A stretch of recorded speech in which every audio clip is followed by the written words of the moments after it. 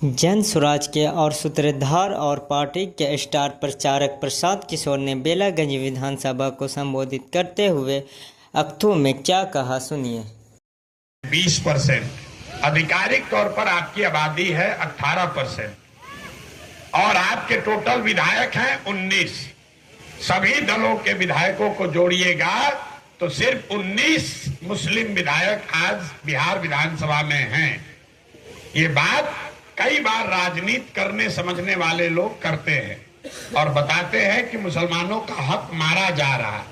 हम आपको बता रहे हैं ये चिंता का कारण नहीं है। आपको 19 विधायक इसलिए हैं क्योंकि बड़े दलों ने, राजद ने आपको टिकट नहीं दिया। लेकिन मैं आपको एक दूसरा आंकड़ा देता हूं जो आपका आंख खोलेगा।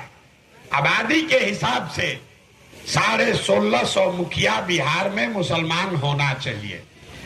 आबादी के हिसाब से 1650 मुसलमान समाज के लोग मुखिया होने चाहिए। पूरे बिहार में 1200 से कम मुखिया ही मुसलमान हैं।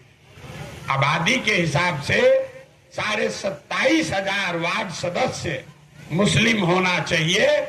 पूरे बिहार में 11,000 से कम ही मुसलमान वार्ड सदस्य हैं।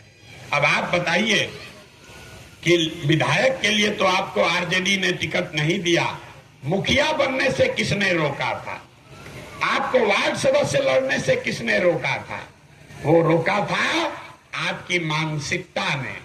जो राजद ने आपके साथ गुनाह किया वो ये नहीं किया कि आपका वोट ले लिया, वो तो गलती है। आपका विकास नहीं किया, ये भी गलती है। लेकिन असली गुनाह ये किया कि आपके मन में राजनीतिक बंधुआ मजदूरी घुसा दिया। आपको ये बता दिया कि तुम हमारे पीछे रहो, हमको वोट देते रहो और अपनी सुरक्षा, अपने विकास, अपने भागीदारी की बात मत करो।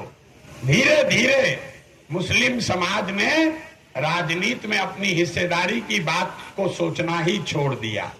तो सिर्फ विधायक नहीं कम हुए, आपका मुखिया, सरपंच, वार्ड सदस्य, सारे लोग खत्म होते चले गए। जन स्वराज वो व्यवस्था है जो नीचे से, जमीन से फिर से आपके लीडरशिप को खड़ा करेगी। सिर्फ आप ही का नहीं, अगर कोई दलित समाज का है, कुशवाहा समाज का है, चाहे जिस समाज का है, लोग राजनीति नहीं करने का दूसरा कारण है उनके पास पैसा, साधन नहीं है। कहता है कैसे चुनाव लड़ेंगे? चुनाव लड़ने के लिए आपके बाबूजी को बड़ा आदमी होना चाहिए। विधायक मंत्री का लड़का ही चुनाव लड़ता है।